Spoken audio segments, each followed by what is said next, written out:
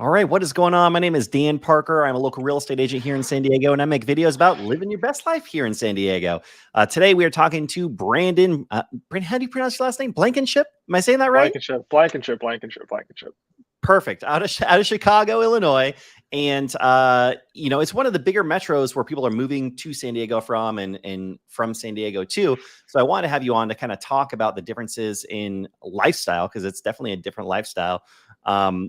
But before we really get into that, I kind of want to talk about the elephant in the room, which is the real estate market right now, which is changing like crazy. It's definitely changing here. We were kind of talking about it a little bit right before we went live, but I really wanted to save the meat of the conversation for everybody listening. So as we're getting started here, as always, let us know where you are watching from if you're watching this live, and whatever questions you have, throw it into the comment section, and Brandon and myself will do our best to help you out with that. So Brandon, welcome to my channel. Sir. Thanks for being on. Thanks for having me. I'm excited to meet the man, the myth, the legend, and be on his live stream. Dan Parker here. I appreciate that, man. Hey, you're making some big moves out there in Chicago. I feel like every single time I go on my Instagram, you're celebrating another closing for your clients, your prior clients, your seller clients, new videos.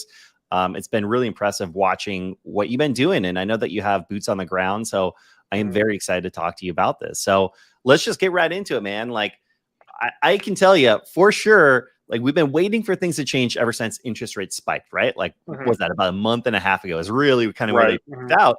And we're all saying, all right, median price homes gone up 20% year over year in San Diego. Interest rates went up so significantly, it's going to decrease people's purchasing power by, $100,000 to $200,000 in some cases, if not even more, because interest rates went up so much. But then, it just seemed like things were the same for a little while. And now we're starting to feel it. We're starting to feel a difference out here in San Diego. What is it like out by you? Yeah, it's kind of the same thing, right? I mean, people always talk about, oh, everyone's escaping Illinois, blah, blah. But fun fact is that in 2021, Chicago is actually like top 10 most relocated city in the whole US. So that was pretty cool. And that was like the first time since like 2012, I believe it was. But yeah, market definitely feeling a shift. I know you see a lot from when you list and when you help, your clients buy homes as well. But, from the beginning of the year, rates were still low, like low threes and stuff like that. Then ultimately that shift or that interest rate spike, that first one kind of happened to that 4.5 rate, like early March. And then it seemed like everything just kind of broke loose. And then we still keep climbing with the Feds raising the rates. I don't know, we're like 5.5, 5.25 right now. And, I thought that would have slowed the market down. Like when it initially happened, it didn't. But totally in the past 2 weeks, I put some property on the market. And what I've noticed, because I usually put a home on the market on Thursday, show it Friday, Saturday, Sunday. That's exactly what happens out here. That's what I warn people of when they want to look at houses. Hey, this market is hot. We're going to see houses this weekend because they're going to be listed on Wednesday or Thursday for the weekend. And then that's it. They're done. Literally. But what I've noticed, like these past 3 weeks, I threw one on the market maybe 2 weeks ago, and we had an influx of showings Friday and Saturday. And then Sunday was kind of crickets, right? And my sellers ultimately elected to kind of just call it the highest and best Saturday instead of waiting all the way till Monday, because we're like, wait, we got like 2 great offers right now. What's the point of letting everyone wait, right? Yeah. But I've also noticed, I work the Naperville market, so that's west of Chicago. It's kind of the big hub. Everyone that reaches out to me from YouTube kind of says Naperville because it's, for whatever reason it is. But I mean, I look at the hot sheets and there's a lot of actives and price reductions. And it's just very weird to see, because I feel like you could talk about the same, Dan, is that, if people see homes that are still active on the market after the weekend, they think something's wrong. What's wrong with it? There's got to be something wrong with it. That's normal. It shouldn't sound like that, like crazy. It's normal. And it's just the weirdest thing. And we see price reductions here like so quick, in my opinion. Like after that first weekend, usually there's 10K price reduction. I'm like, whoa, like, geez, like it's crazy. Yeah. And now here, I mean, median price home just hit $1 million. So we're seeing $50,000 price reduction, $100,000 price reduction. I think agents know, hey, the sellers have gotten real greedy over the last couple of years. and the market's starting to shift. So if we are getting a full weekend, 2 weekends, 3 weekends of no showings, and you already kind of thought that it was maybe a little bit overpriced, then let's nip this in the butt immediately. Let's drop that price and try and get a little bit of a bidding war again, because otherwise it's a stale property. People are wondering what's wrong with it. So you kind of have to do something drastic to get the offers back in.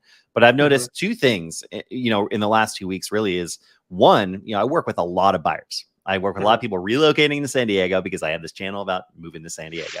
And a lot of the like new buyer requests have really slowed down over the last month. But even then, on top of that, I've had a handful of buyers that were active or were planning to be active at this time reach out and say, you know what, Dan, we're pumping the brakes right now. We want to kind of feel this thing out.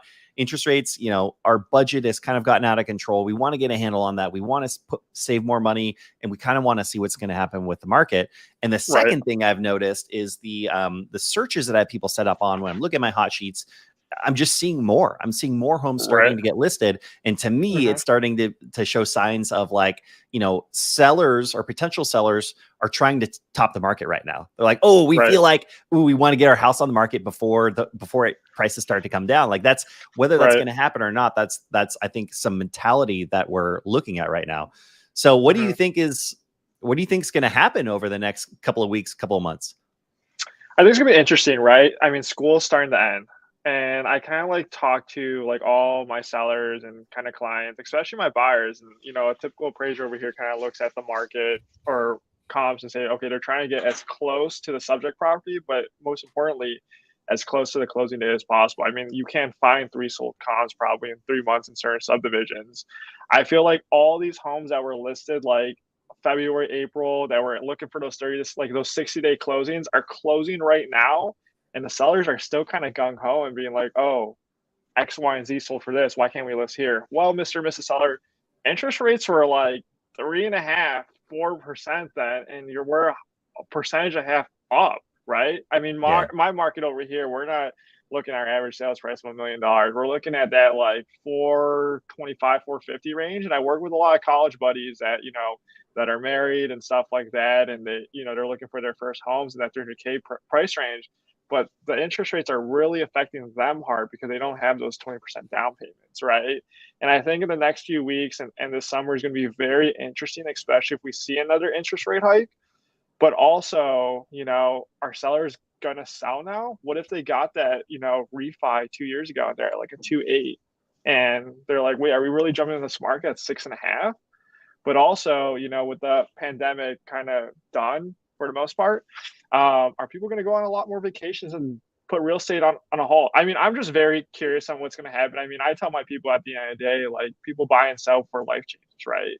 I mean, why are we chasing interest rates? You have 3 kids and you live in a 500 square foot condo in Lincoln Park in downtown Chicago. You need a single family house out here in the burbs. It's crazy. I mean, the conversations I have, I know you could say the same, but I know. I think right now my crystal ball is pretty foggy for this summer, but I think it's just it's gonna be interesting. That's all I know. Well, don't worry. I know you thought the pandemic was over, but we have a new one coming, monkeypox. We've all heard it. I'm probably going to get censored from YouTube just for saying that. I know that happened with the first pandemic, but I mean, this is the most uncertain I've been with the market for the next couple of months. I still believe if you look at it, over the course of this year, we're going to end the year above where we started. And I think it's pretty hard for that not to happen because prices went up so fast. And I still think between now, if you look at the 12 months from now, we're going to be at least where we're at now, if not a little bit above that. I think. I still believe if you look at it, over the course. Are you playing me on your computer? I was trying to share. I'm trying to get famous like you, Dan. Come on. Well, I appreciate that, but yeah, I think over the next 12 months, I just have a hard time seeing prices come down significantly. Maybe in the short term, we might see something happen right now if buyers really, really, really pull back. But I don't think it's going to be really anything significant. Yeah, I mean, at the end of the day, it's an inventory issue still. Yeah. I mean, it's like there's just no inventory. I mean, when we look at month supply of inventory, a lot of the suburbs and areas that I service, that like a lot of relocation happens, whether it be from the city of Chicago coming out here to the western suburbs, or from out of state getting a job relocation here, or for just family. we're still under like a month supply of inventory. I Yeah. mean, maybe we're at like 1.4 right now. I'm kind of curious to see what May looks like when June comes around. But even at 1.4, that's still so low from a balanced market. Oh yeah, absolutely. I'm curious from what you said earlier that Chicago is one of the top places that people relocate to. What are let's get away from the market a little bit, I guess, Oh and no. let's get into the actual areas that we're at and the differences. Mhm, What are some of the big draws? Like, what are the reasons why people are relocating there? The main thing that pops to my mind would probably be jobs. mhm. Yeah, jobs is totally a big thing. I mean, the people that reach out to me is typically one, job relocation, or two, it's family.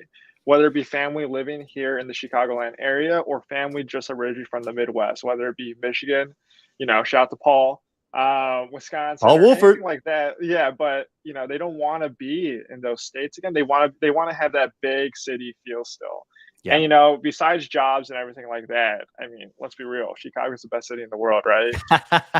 So, I mean, Hey, with that we being haven't said, decided that yet. We still got another 20 or 30 minutes before we decide that.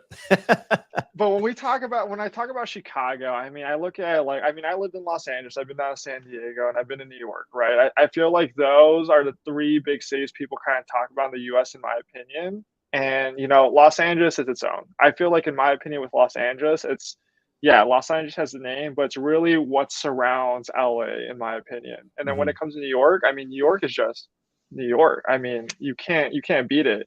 But then Yep. when you have Chicago, say Chicago, it's like, okay, you have a New York City feel, but it's significantly more affordable over here. So you got that mixed in with it, and then you have, I mean, niche.com. I know we can't really talk about schools. I direct everyone to there, but I mean, a lot of people relocate here and always tell me about schools. I mean, if you go on niche.com and you look at the different suburbs around the area that I service, from Glen Ellen to Wheaton to Naperville to Lombard to Lisle, all these different suburbs. I mean, you go on niche.com. I mean, the public schools are typically ranked an A. And not just that. I mean, like, you know, Four Seasons is cool and all. I mean, there's a lot of good food. I mean, you want deep dish pizza, you come over here. I've had pizza in California. It's not that good. I'm just saying. If I'm going to that's, Pizza Hut over there. here's the thing. All my relatives live in Chicago, or everyone says they live in Chicago. They really live in the suburbs. Yeah. Isn't Yeah. that the Yeah. thing? So they Yeah. live in Oh, for Tinley sure. Park, Juliet. I have a really good friend from Decatur. So I have my heart, a piece of my heart is out in Chicago. I can tell you that much. Right. But deep dish pizza, I've had it out there. It's fantastic. But they actually really like the more New York style pizza in Chicago. And it is really good. They have their favorite spots. We always like hit up the same spot every time we go and Mhm. visit. But yeah, I don't know. That's the one thing they complain about when they come to California is the pizza. And like, if Mhm. that's all you have to complain about, everything else is pretty great out here. So that's the best you can do. I don't know. Yeah. I mean, I don't know. If it puts anything in perspective, I've went from Illinois to California, from California back here.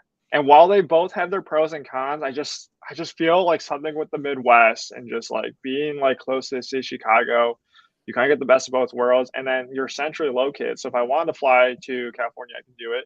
I want to fly to Florida, anywhere. It's not from me going from the East Coast to West Coast kind of thing. I have like that perfect like mixture of everything like that. And in my opinion, I think like I said, I'm biased, of course. You're biased. You think San Diego's incredible. It's not, you guys, but I think there's just so much to do in Chicago when it comes whatever you like, whether it becomes history. I mean, we have incredible sports history, incredible sports over here. I mean, it's insane. I mean, we had Michael Jordan that played here. Come on, he's the greatest player of all time when it comes to basketball. We had Derrick Rose. He would have been the best point guard to ever play the game if he never got hurt. And then we have If you didn't great. have fragile knees. Yeah, but I mean, just the atmosphere here is great. I mean, from fest and everything like that. Shout out to Pilsen. They have great tacos over there. Oh, Skoki's great as well. I just helped some clients move over there. But no, I mean, it's yeah, I mean, I think San Diego is great too. I mean, I love the breweries over there. I mean, St. Archer's a great place to go. I love it there. I mean, I can talk about food all day and night, but yeah, those are my thoughts. Well, thanks for everyone that's writing in right now. Derek Come wrote Mr. on, Glass. Ivan, put that down. Put that down, Ivan. So I'll say this. I don't watch a lot of sports. But I really got into the Bulls when the year that Derrick Rose got his MVP. And what was he, the youngest NBA player ever to He was get like MVP. 22. It was incredible. Pretty ridiculous. He was so much fun to watch. Yeah, there were so many great people on that team, and so I have a lot of love for that team in general. But yeah, thanks for everyone that's leaving some messages right now. So lived, I'm guessing in. Do you know what that word is? Skokie?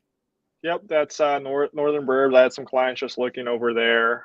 Showed a few homes in that area, kind of the North Shore, Evanston-ish area, and it's a cool place. Really cool place. And then past 3 years, travel nurse, which is a great gig to be in. Just what you're getting bonus to bonus, because I know that's been a big thing with the travel nurse situation. Yep. Massive bonuses over the pandemic. It's good for you. Property taxes are horrible in Illinois. We will definitely get to that as well. All right, cool. So, Brandon, how far away are you from the city? Where do you live? I live in the Western Burbs. So, to put in perspective, it is about, from where I live in Glen Ellen. I mean, that's pretty close to Naperville because everyone just kind of knows Naperville. And I'm probably about 40 minutes out from a drive from the city, or if I want to take the train, I'm about 40 minutes out. It really just depends on traffic, right? And I can talk about traffic because I've witnessed California traffic. Chicago traffic isn't as bad as I feel like in California, like traffic literally starts at 2 p.m. Well, I think things are a little bit different now. Maybe it's you lived in LA. I'm sorry, LA is the worst. Okay, yeah, I do. Yeah, LA San Diego is a little bit better. But you know what the downside of Chicago traffic is? Everything's a toll road. You have to, like, every road you get on, you have to pay money to be on that road, which is crazy. Because it's a luxury to be in the best city in the world. That's why. It's a luxury to get to the best city in the world. All right, fair enough.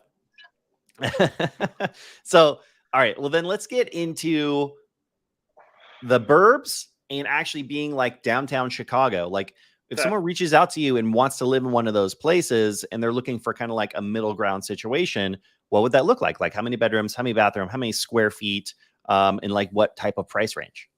Mm-hmm. Yeah, so I have a lot of people that kind of reach out to me regarding that on relocation, and a lot of times, like I said, if it's job related, typically one of the spouses, because usually it's a family that kind of reaches out to me, is that either one of them usually has a job in the city and they don't have to go into the office yet, but they want to kind of have that middle ground in case stuff happens, right? I mean, we're not psychic or anything. I'll talk about the market real quick, but a lot of people ask me about a potential market crash.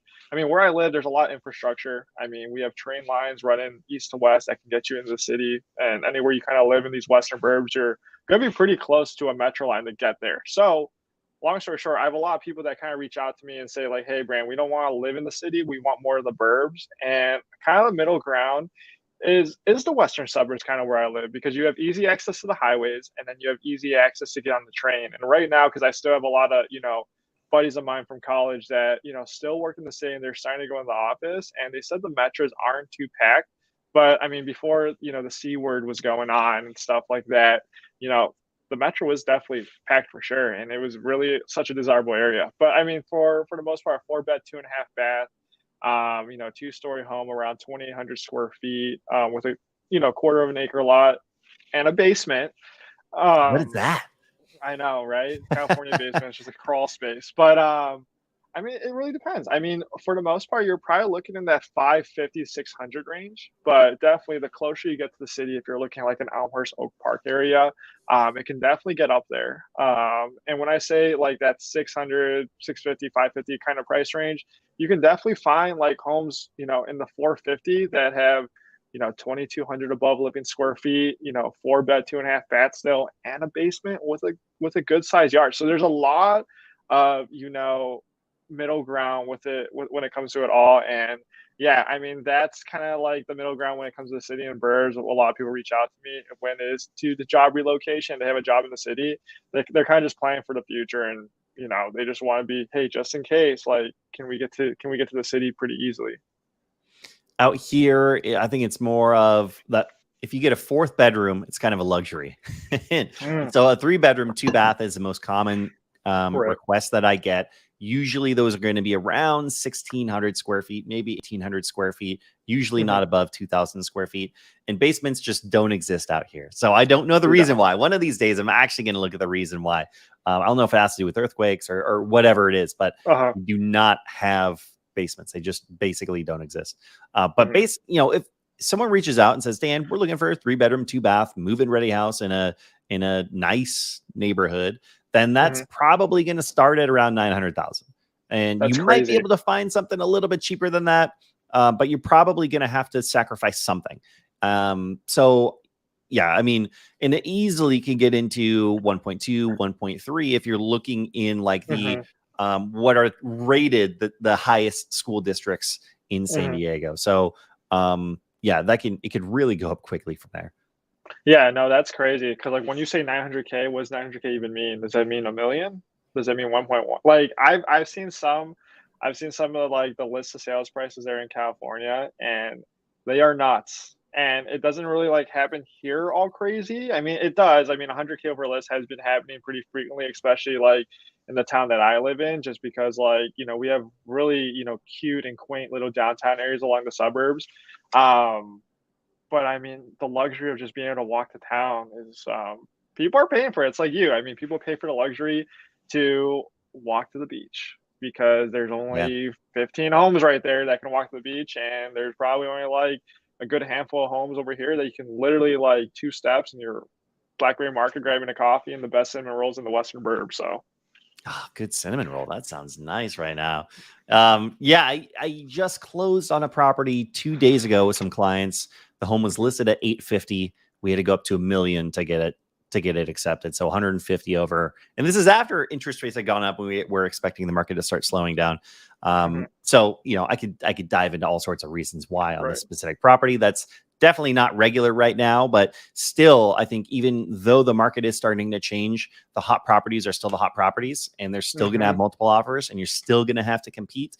You just more than likely you're not going to have to go 100, 200, 300, 400 over Right. asking like I've done in the last couple of or really in the last year, 2 years. So Right. I'm For I'm sure. really looking forward to that. Right. For sure. Okay. So how I know that things are changing right now, but let's just back up like a week or two ago. How Mhm. competitive is it for houses? Like, are there 20 offers on every single house? Are there 3 offers on every single house? How much do you have to compete? How much do you have to give up in order to get offers accepted out there? Right. It really just depends. I mean, 2 or 3 weeks ago, I mean, when I'm writing offers and stuff like that, I mean, I wrote one. Something interesting, actually, I've noticed. I'm just gonna backtrack real quick. Is that it's sometimes okay to be second in line because of what I feel like 3 of my deals is so far this year, we didn't get it the first time, but they ultimately came back to us and we got the second time. Whether it be, and it's usually they back up pretty quick and not even doing the initial buyer doesn't even do an inspection. They just get cold feet because they went so high and they're just like, we can't do it kind of thing. Yep. But I mean, what it really takes to get a home here, I mean, like you said, Dan, I mean, the homes that are totally move-in ready, that are showstoppers, they're going to get all the love in the world regardless. Everyone's looking for it. No one wants to do the work right now kind of thing. They rather just turnkey and just, move in, right? They don't have the money maybe to do those improvements. They rather just wrap it around a mortgage kind of thing. But I mean, pretty much as is, you still do an inspection here for the most part. Um, high earnest money, appraisal waivers, gaps, just really guaranteeing it. And, I look at the hot sheets and I kind of send it to my buyers that are, actively looking wanting you to buy something within 60, 90 days. I say like, hey, these are the trends. These are homes that you've liked. And these are homes that, we saw, but then ran off on. Look where they're closing at. Mm-hmm.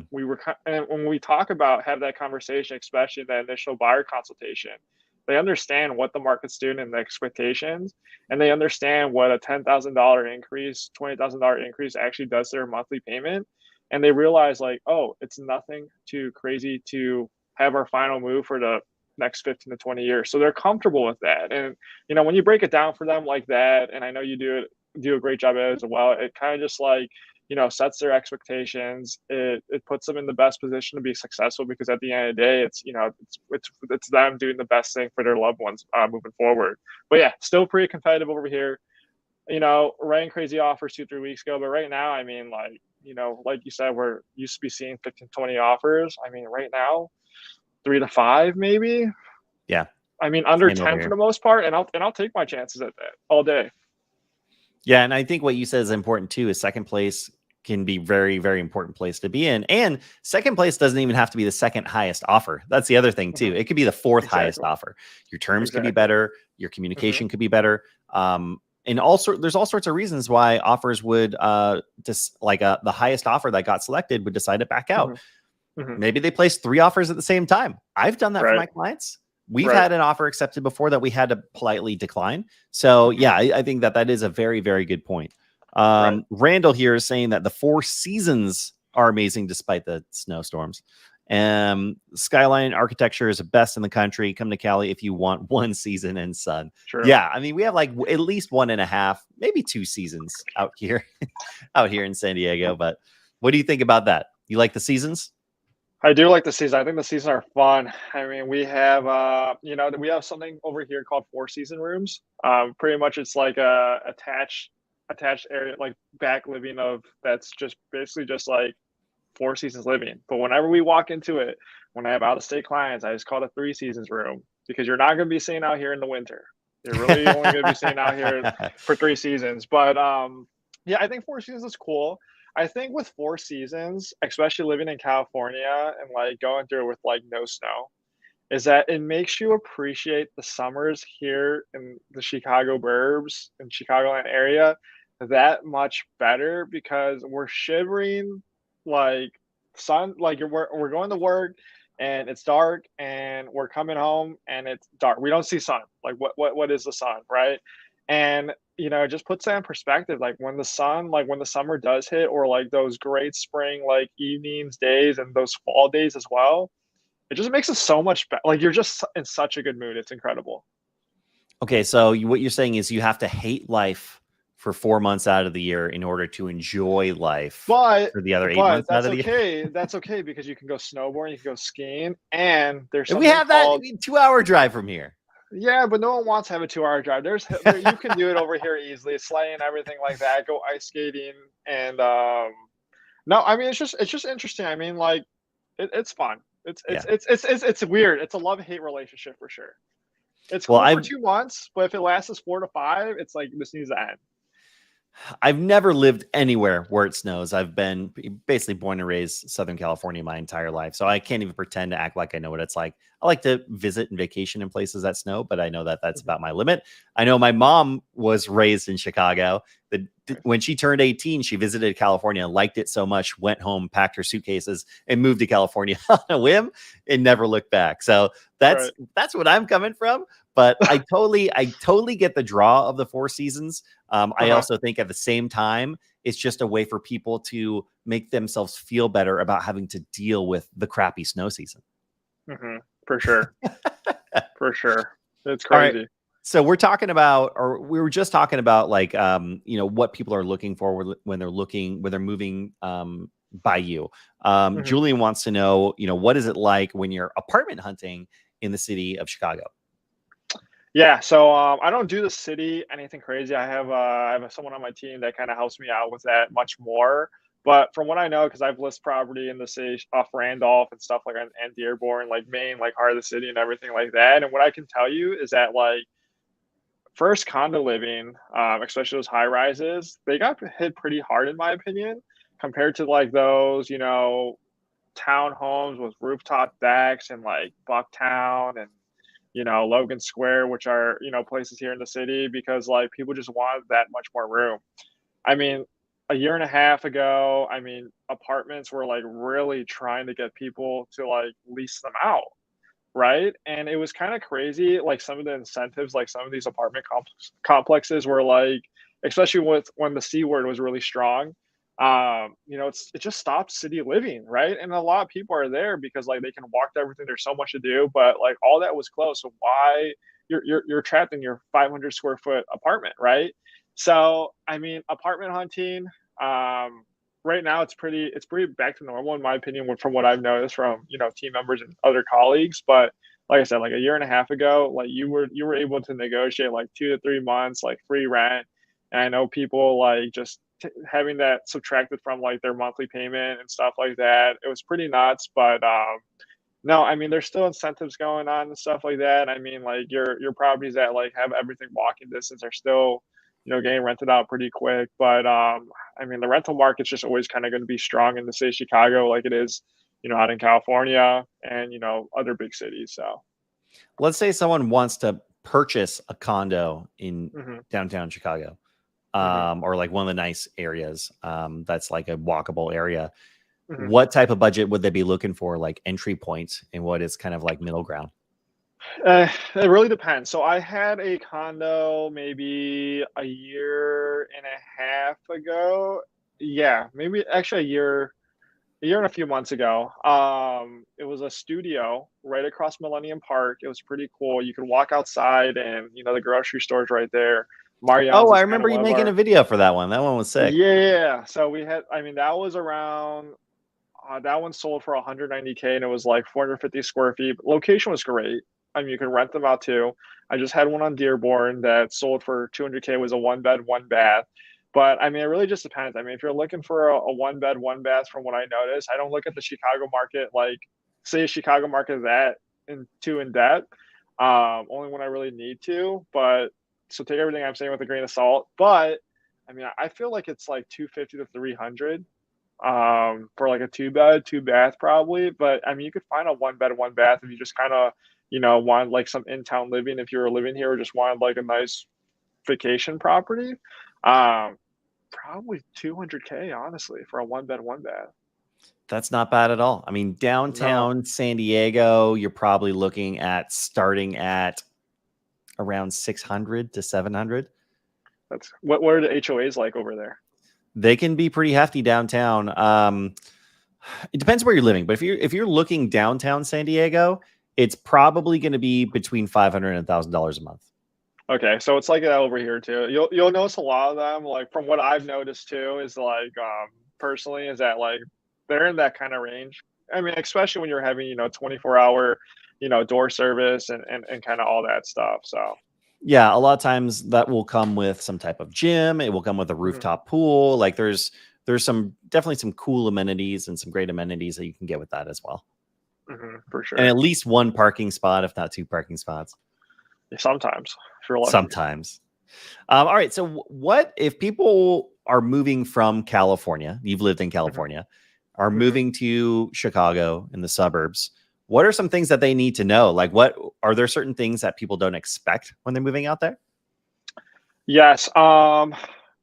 The weather can be very bipolar. We can go one day from, being bundled up, North Face, hoodie on, jeans, boots, and then the next day is literally summer.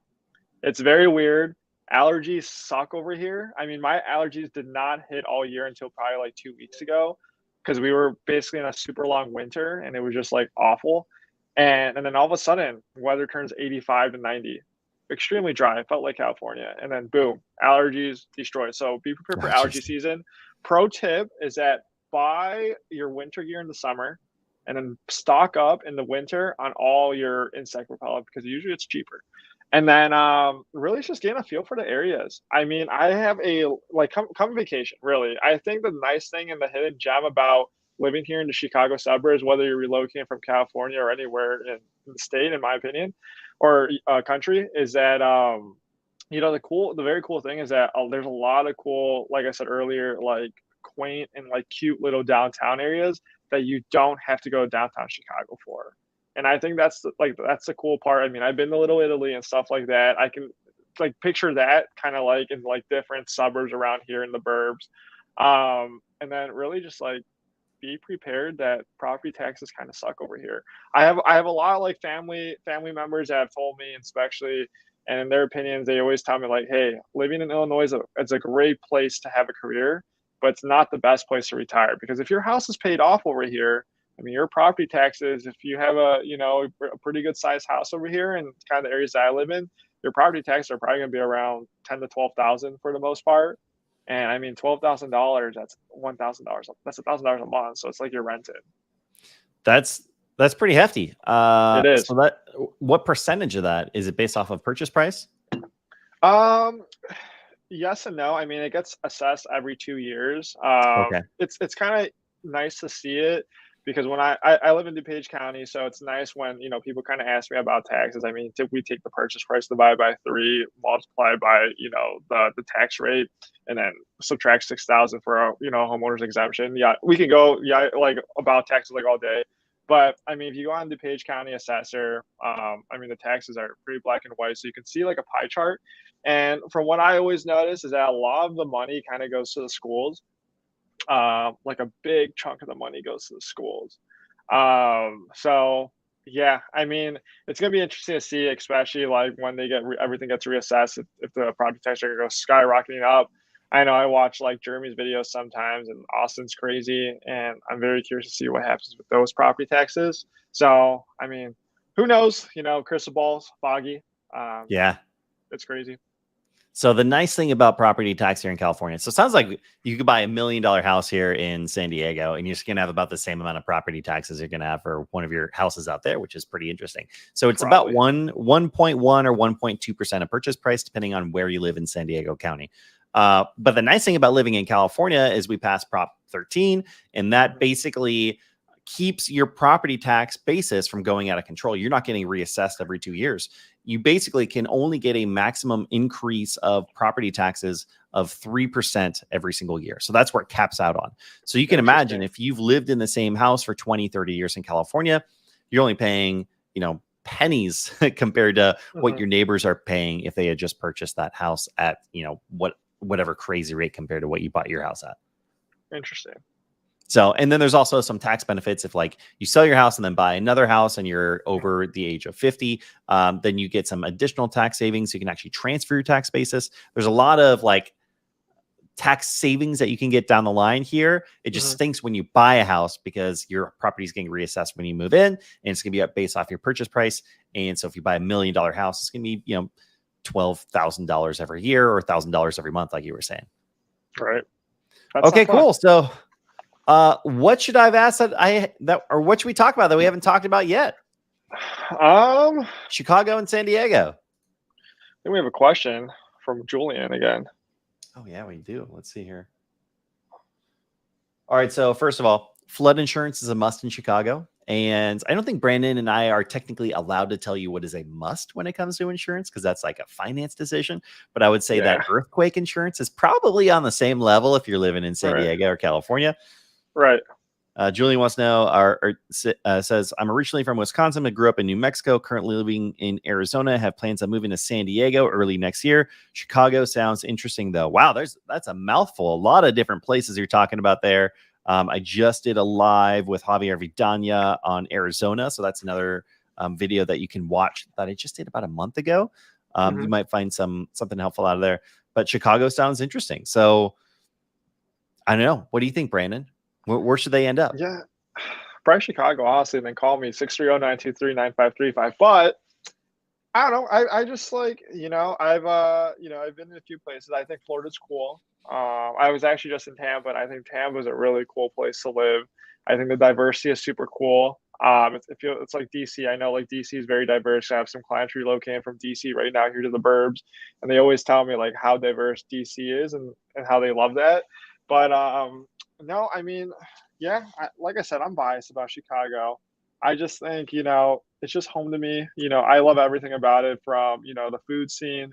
And I'm a big sports fan, so I love all the sports. And, I just think something about the Midwest is that, I've always just like kind of worked. And I just think there's just like a lot of blue collar over here and just people like always working hard. And it's just everyone's just nice over here. And I think it's cool. Julian, you lived in Tampa for 3 years. You lived everywhere, man. Yeah, for sure. No, there is something about the people out there that is just, I feel like I'm always coming home whenever I come out and visit. The people are so nice and friendly. But, I always tell people that I've done a lot of videos on the pros and cons of San Diego, living in San Diego. And really, it's a lot of pros with this one kind of hefty negative, this one negative con, which is it's pricey. It costs a lot of money. So if you can afford to live here, then there's a lot of upside. Now, apparently our pizza isn't very good, and we don't have all the sports team that Chicago has. But besides that, we're looking pretty dang good on paper, and I think that you'll like San Diego a lot. So hopefully, after watching this video, you've decided San Diego is a place to be, and Chicago is a close second. All right, Brandon, I really appreciate you being on. This was fun. Let's do it again sometime, and let people know. You give us your phone number. How can people reach you? What's the best way to reach you? Yeah, so you can Google me, Brand Blankenship, or you can call me 630-923-9535, and then my email is brandonblankenship.re@gmail.com. But pretty much my at name's right here on the video. I mean, you could easily find me on social media and everything like that. And then my DMs are always open, everything like that. So Julian, you are a huge supporter. That's awesome. Brandon is selling the suburbs out in Illinois. Yep. Julian is now following, and I also have Brandon. I also have your page in the info section of this video as well. So you have a YouTube page about moving to Chicagoland, I believe is what it's called. But thanks for being on, man. We appreciate it. Let's talk again soon. Awesome.